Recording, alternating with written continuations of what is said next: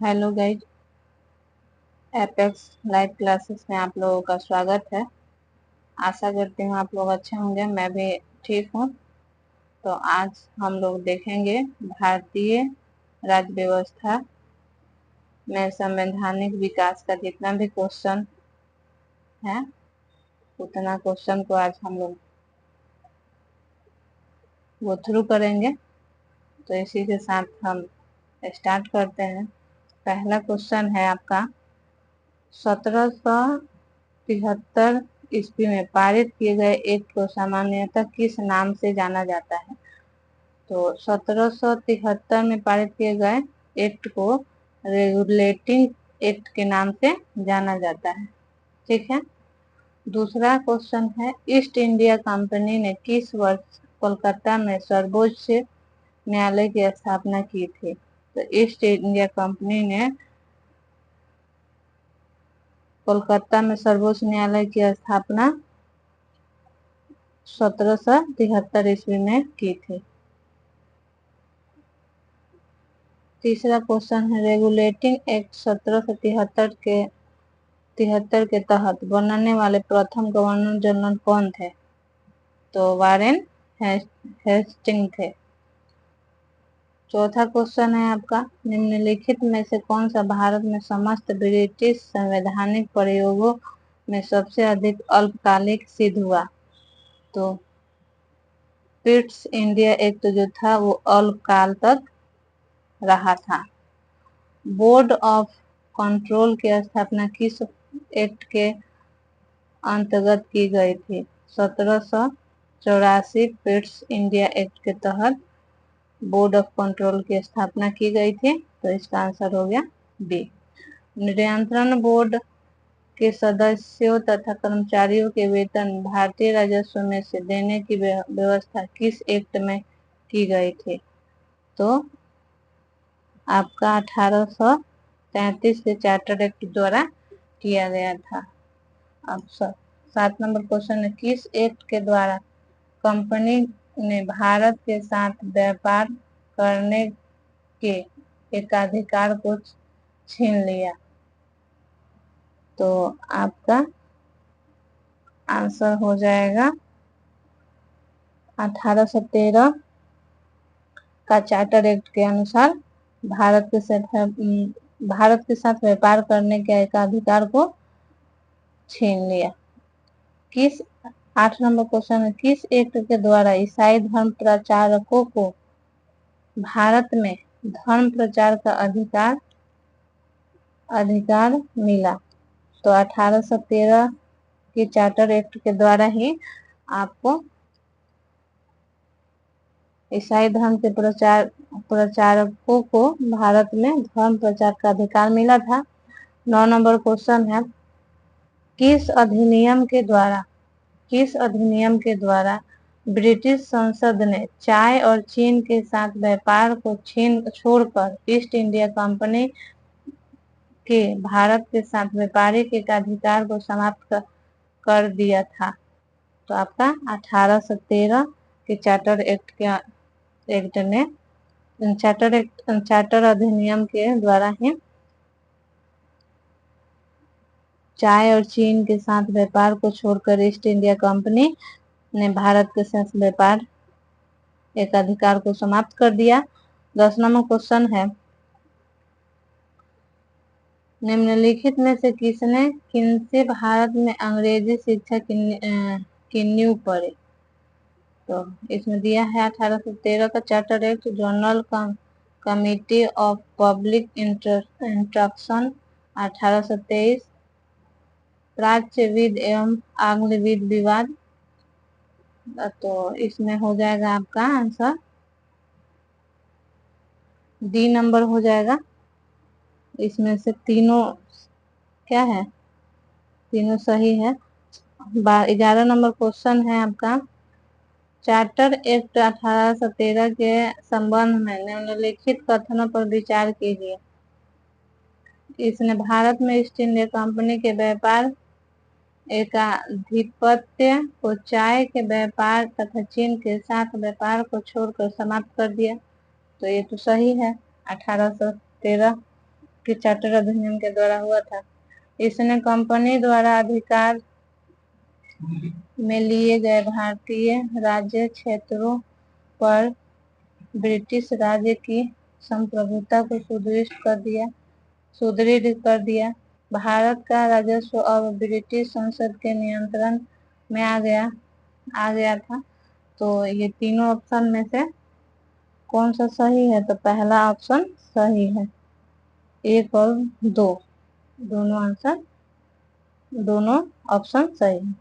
1833 के charter act के साथ भारत में गवर्नर जनरल कौन था? Lord Hastings. किस चार्टर एक्ट के अंतर्गत भारत में दास प्रथा को अवैध घोषित किया गया था? दास प्रथा को किस चार्टर एक्ट के द्वारा अवैध घोषित किया गया था? 1833 का चार्टर एक्ट। किस अधिनियम ने भारतवासियों को अपने देश के प्रशासन में कुछ हिस्सा लेना संभव बनाया? तो चार्टर एक्ट 1833। सेवाओं में महत्वपूर्ण पदों के लिए प्रतियोगी परीक्षाओं का आयोजन किस एक्ट के अंतर्गत किया गया था? तो 1853 का चार्टर एक्ट के द्वारा किया गया था। अब आ जाइए आपको 16 नंबर क्वेश्चन में है, भारत प्रशासन कंपनी से लेकर ब्रिटिश क्राउन के हाथों में कब सौंपा गया था? तो भारत शासन अधिनियम 1858। भारतीय स्वतंत्रता का मैग्ना कार्टा कौन से अधिनियम को माना जाता है? तो आपका कौन सा अधिनियम हो जाएगा? 1858 का भारत शासन अधिनियम। 18 नंबर क्वेश्चन है, निम्नलिखित में से किसके द्वारा भारत के लिए सेक्रेटरी ऑफ स्टेट का पद सृजित किया गया? तो भारत सरकार अधिनियम 1858 के द्वारा। भारत सरकार अधिनियम 1858 के संबंध में निम्नलिखित कथनों में से कौन सा सही है?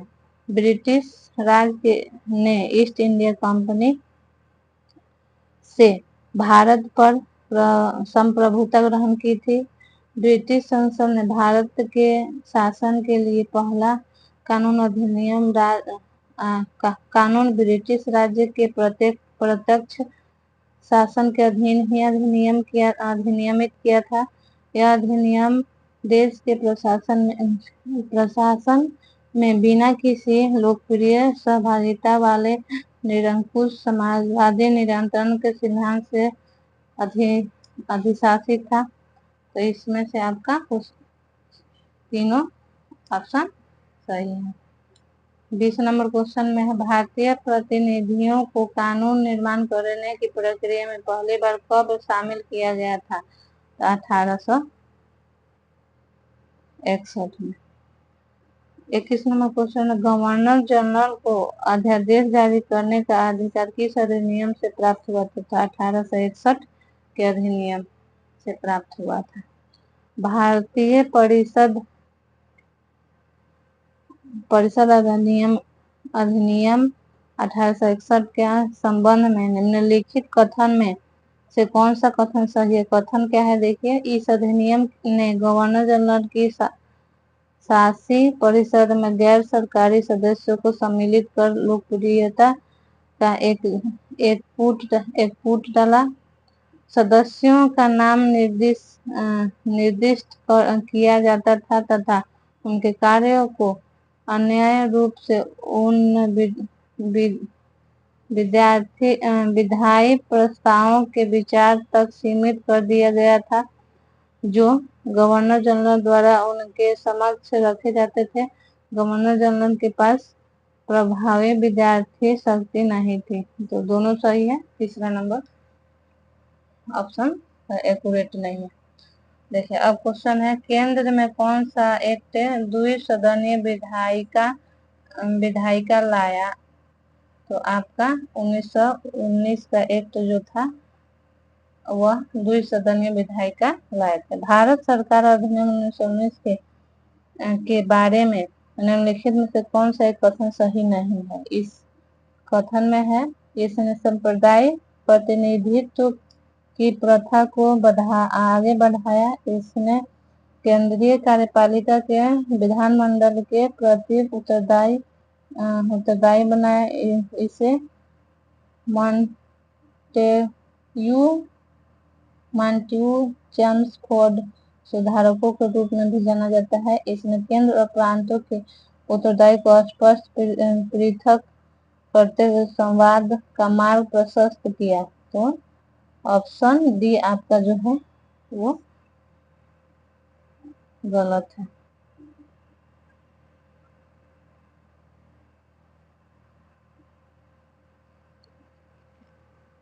33 नंबर, भारत में महिलाओं को मत देने का अधिकार प्रथम बार किस अधिनियम के द्वारा किया गया था? 1919 के अधिनियम द्वारा प्रथम बार भारत में महिला मत देने का अधिकार प्राप्त किए थे। केंद्रीय लोक सेवा आयोग का गठन किस अधिनियम के तहत किया गया था? तो 1919 के तहत किया गया था। केंद्रीय विधानसभा का निम्नलिखित में से कौन सा निर्वाचन भारत शासन अधिनियम 1919 के तहत हुआ था? तो इसमें 2 और 3 हो जाएगा 1926 और 1945। 1919 के भारत शासन अधिनियम की निम्नलिखित में से कौन सा प्रमुख विशेषता या विशेषताएं हैं?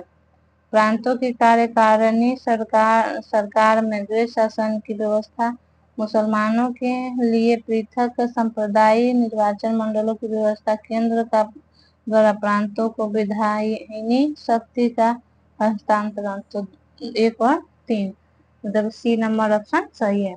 संघीय प्रणाली का पहला प्रयास भारत सरकार अधिनियम डैश द्वारा किया गया था। तो 1935 के द्वारा किया गया था। 36 नंबर क्वेश्चन है आपका। 1919 के भारत शासन अधिनियम की निम्नलिखित में से कौन सी प्रमुख विशेषताएं हैं? तो आपका पहला ऑप्शन है